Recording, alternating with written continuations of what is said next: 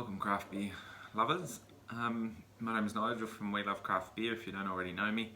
I am about to crack open an old favourite beer of mine, and this is from the Weinsteffen brewery in Germany, and it's a Pils.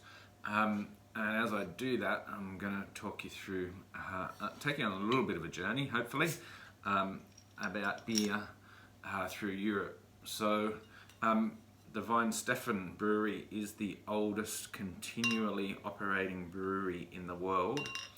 It started in 1040. So it's coming up, say in the next 20 odd years, to its 1000th birthday. So pretty damn impressive. If you haven't already tried any of their beers, they make a great range, and they're reasonably available, readily available through Dan's generally. And so I'm serving it in the tall glass. You can see it fits 500 mils in there perfectly. Nice creamy head, and one of my favourite styles of beer in a Pils. Cheers.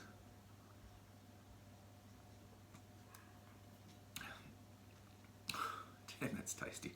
No matter how many times I have that, that is still a fine Pilsner. And so the journey I'm going to take you through, or talk you through, if you like, is my love of German beers. And it all started back in the 80s with this one right here, which back then in 1987, 88 wasn't freely available in Australia.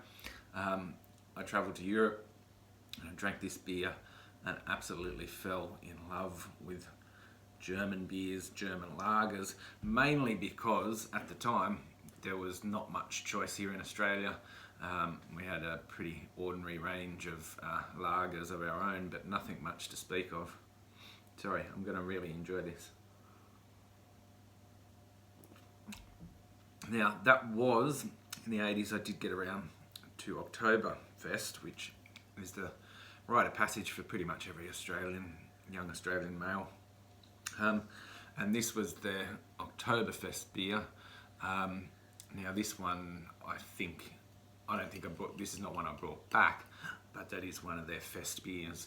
And when I started drinking all these lovely lagers, I realised, hey, there's a whole lot of different flavours going on out there, which are quite different to what I was used to drinking. So with German beers, the lagers, they have their Marsens, they have their fest beers, they have their Doppelbocks, they have their wheat beers, Rauch beers, etc., and all these different amazing tastes which I'd never experienced before. And so that began my search on a very long beer journey, which is still going today. But here's another one from the Weinsteffen brewery, which is 1516, which is paying tribute to the Reisengebot. I don't know if I get that. That's a very Australian interpretation of that word, but which is known as the German purity law. And so the great thing about German beers brewed under that purity law is there's no additives allowed. So the basics, hops, water, yeast, barley, malt, that's it. Good, fresh drinking beers. I'm going to enjoy this.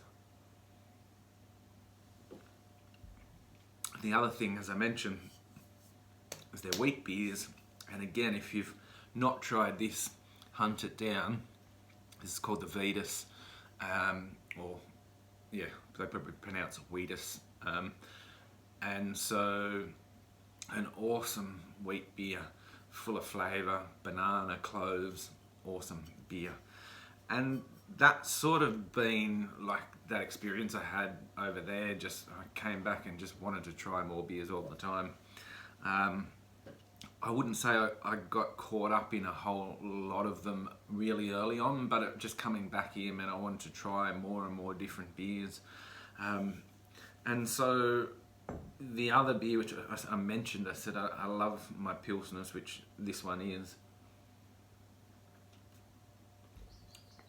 The other one which I fell in love with, and if you know what a good Pilsner is, Pilsner Urquell, now that's a Czech Republic beer, but again, been brewing that beer for hundreds and hundreds of years, and is basically the benchmark for Pilsner, and it's a fantastic beer. I recently watched a video on the Urquell factory and how they serve the same beer like 3 or 4 different ways with different heads, like varying head, small head, large head, and then just basically nearly all head, and how it changes the flavour of the beer. And you know, these things have been going on for thousands of years.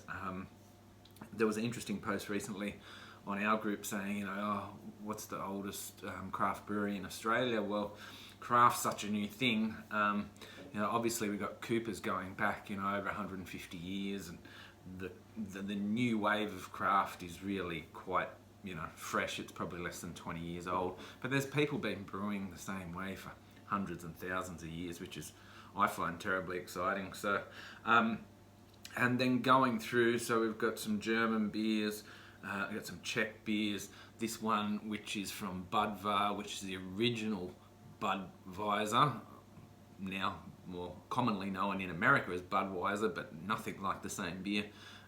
The Budweiser, another awesome lager.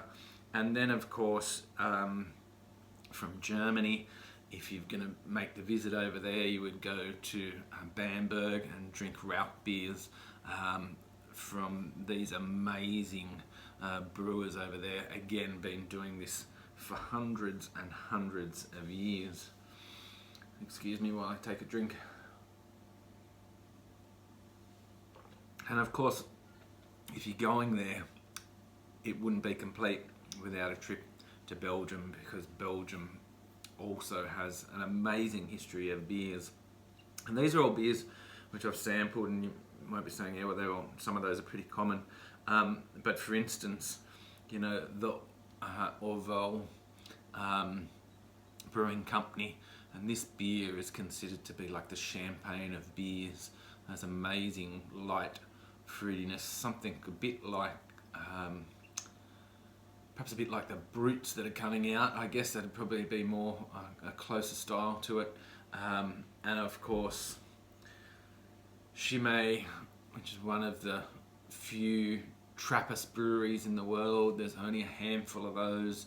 And this beer here, which is just an amazing beer in a bottle, the Grand Reserve, which is a big, bold Trappist beer, and fruity and full of flavour, and raisins and plums and all that sort of stuff. And then this one here, which doesn't matter which way I show the label or spin the bottle, there is no label, and this is from the Westeleven brewery, which is again a Trappist brewery, brewed by monks. And that beer, the Westeleven 12, is one of the most sought after beers in the world. Now, I've experienced all these beers here, and I've experienced some of the beers in Europe, but not all of them at the breweries. And that's the journey that I'd like to take you on. If you're as interested and as passionate about these beers as I am, I'm planning to do a beer pilgrimage in 2020. I've been throwing around some ideas with a few people, starting to get a conversation around it. It's by no means planned, but somewhere in probably the late part of 2020, making a journey to all of these places to go and get them from the source and taste it fresh on tap. You know, drinking unfiltered Pilsner or Urquell. There's only one place in the world you can do that, and that's the brewery. And going and, you know, being able to experience some of these amazing beers direct from the brewery. That's something that I really want to do, and it'd be something that I'd love for you guys who are passionate about beer come along as well. Obviously, it's a big commitment and it's a big trip. And I'm going to be talking about it for a while, and hopefully there'll be a few people that are interested to come along. But yeah, if you think You know, you look at Australian brewing and what's happened in the last 20 years, just imagine what's happened in the last 1,000 years in Europe. So that's part of the journey for me, experiencing all these amazing beers, and I hope that you might be able to take the opportunity and join in and share the journey back in Europe in 2020. So cheers. Remember, life's too short to drink bad beers. Cheers.